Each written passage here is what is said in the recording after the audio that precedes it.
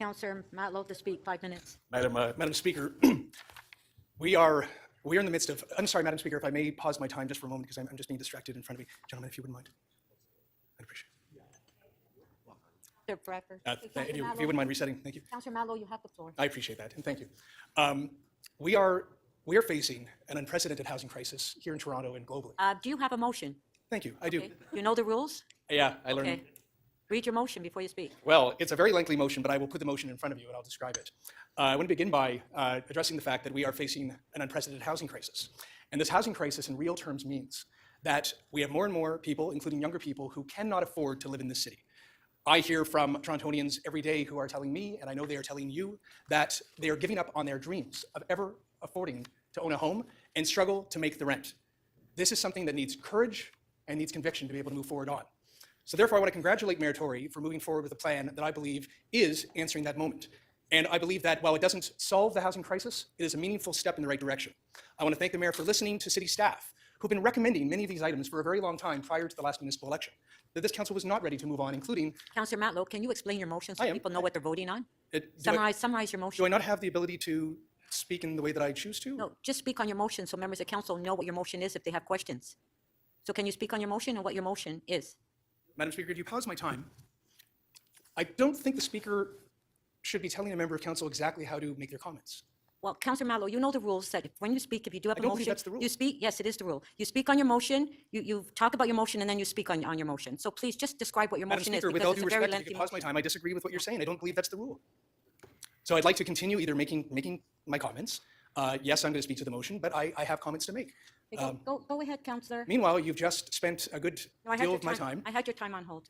Madam Speaker, this should not be about politics today. This is about a housing crisis that all of us should be on the same page to address. We are here representing people who cannot afford to live in the city, who are asking us to take real and meaningful steps. This council ignored our planning staff's recommendations over and over again because there was a lack of courage before. And now I believe that we are moving forward in the right direction, and the motions that I'm moving complement and contribute to filling out this plan so that we can better protect tenants, that we can ensure that we cut red tape in a genuine way, that we can look at better alternatives, including the potential of a public builder, so that we are not controlled by the instability and unpredictability of the private sector, that we can actually get affordable housing units built now rather than just make speeches about them. This is about actually addressing the ability to have a one-stop shop, to make things easier for people to move ahead with multiplexes, to look at the financialization of housing, which is one of the real core issues of the crisis that we're dealing with. And the mayor was not alone in canvassing the entire city, so did I. And I went out there supporting candidates who, unlike who the mayor was supporting, who were the very votes who were in the way of moving forward with legalizing rooming houses, I supported candidates who are here today to vote for this plan. This is not about strong mayor powers. This is not about Bill 39. This is about having a council that I think is going to be more progressive than the last one, who will have the courage and conviction to move forward with doing the right thing, who won't leave people unsafe in unregulated buildings, new Canadians, students and others, who've been left like that for too long, when the mayor did not use his political currency to get his own deputy mayors and executive committee members to vote with him the last 2 votes. That's what's happening today. So those are my comments, Madam Speaker, about my motion. But I'm going to go a little further as well. We need to look at finally imposing rent control on our sites and the sites where we will be working with the private sector to actually ensure that we have deeply affordable units. Housing now thus far has been a failure. We've had no control over it. And where we do have control, the limited purview of control that we have on our own lands, or where we incentivize with public funds, we should be telling those owners that we expect that those tenants live in affordable homes and that they are protected to live in affordable homes for many, many, many years to come. A lot of speeches, a lot of interviews, very little substance have come out of this council. So now it's time for people like us, and including me, to realize that the way that we've been doing things for a very long time does not meet the moment, does not address the reality. I've had to grow. I've had to learn that the way that our neighborhoods have been zoned, the way that we've allowed our city to be, has not actually adapted to the reality of the unaffordability of the city. That we need to build more public social housing to address people in poverty. The wealthy are doing fine on their own, but there are a lot of people in the middle who are making reasonable salaries, not wealthy salaries, but reasonable salaries, who still cannot afford to live in the city. We need to represent them too. So the mayor's plan is really an assembly and omnibus of good recommendations. Councillor Matlow, can you please wrap it up? Your time is up. Is it really? Yes, because when I stopped your time, I restarted your time, so you've had extra minutes. Thank you for your generosity and your allowance for me to say a few words. You're so welcome. You're gracious. Thank you. Councillor Bradford, questions?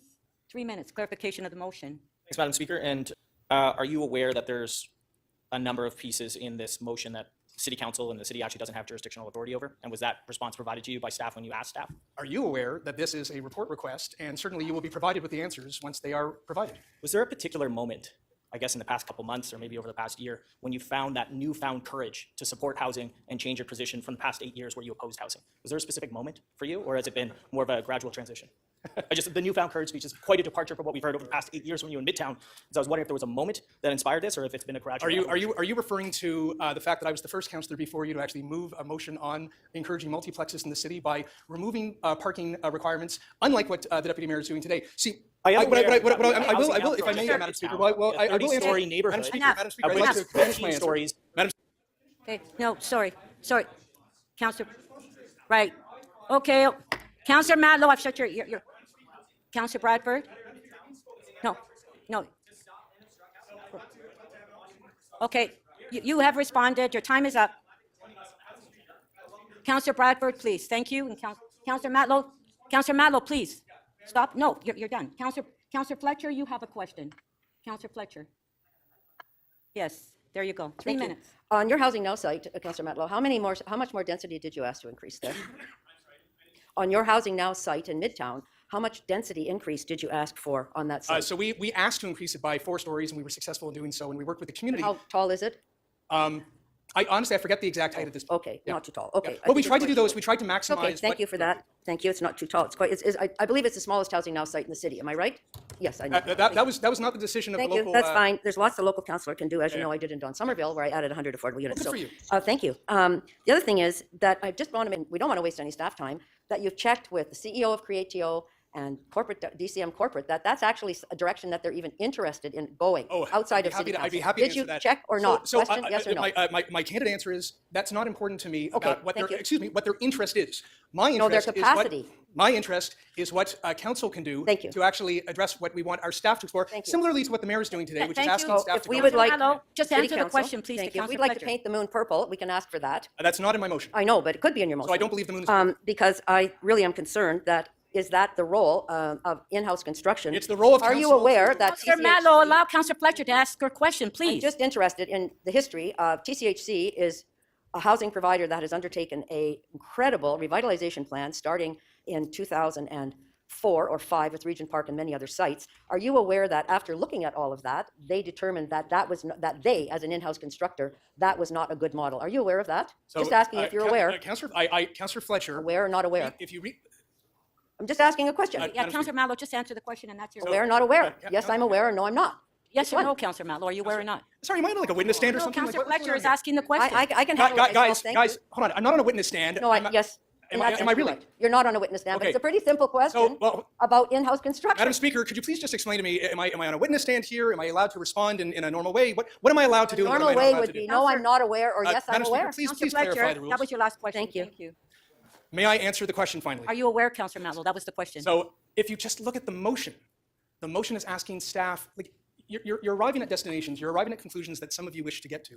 The motion, just like the mayor's motion, is asking staff to actually do some thoughtful work and provide us the answers. I've been asking this for a very long time, to understand if there are alternative models to be able to explore to actually provide affordable housing. Why would we not want to ask those questions? Like, are we so glued to what we're doing today and the status quo that we're not willing to explore? Because we've other asked them options? before and we know the answer. I don't want to waste staff time, Councillor. Okay, Councillor, the time is up. Thank you. Just Councillor Burnside, question. Oh, thank you. Hi, John. 3 minutes, please. Thank you, Madam Speaker. 2 sub S, I just want some clarification. Introducing an escalating increase in land transfer taxes for non-primary investment residences with a corresponding, with a lower land transfer tax for primary residences. Is that meant to be revenue neutral? My honest answer is I don't know where that will arrive, whether it be revenue neutral or not. What I do want to explore, and again, just in a similar spirit to our other colleagues, what I want staff to provide us some information on is whether or not these tools can be in use to be able to incentivize the market to free up for homes and not simply be investment properties for a number of companies or what have you. Whether or not it arrives at revenue neutral, I wouldn't know the answer yet because staff haven't reported, but it's a reasonable question. But what's your vision? That's kind of what I'm trying to understand. Yeah, so my vision is to address the financialization of housing in a genuine and meaningful way, where we actually use the limited tools that we have in the toolbox to be able to incentivize housing being homes, rather than number of companies, just using them to flip. And the reality is, there's billions of dollars in money laundering happening as well. So that's another component of the motion that complements that. Okay, and that brings me to my last question. Yeah. Request the Toronto Police to vigorously investigate money laundering. Yes. As we know, vigorous investigation, something as complex as money laundering would take a lot of officers. That would be a significant strain on their budget, would you be in favor of increasing the police budget for that specific item? That's good. Well done. Thank you. Yeah, you're welcome. So I believe that the Toronto Police Services Board should certainly use the resources within their means to focus on the priorities of Torontonians. There are many priorities. One of the things that we are aware of is that there is reported up to $30 billion or more in money laundering happening here in Toronto and around the GTA. That certainly, I mean, I would expect that the Toronto Police, would consider something important to investigate, and that's a question for them. That's something that I believe that we should be requesting. Thank you. Thank you.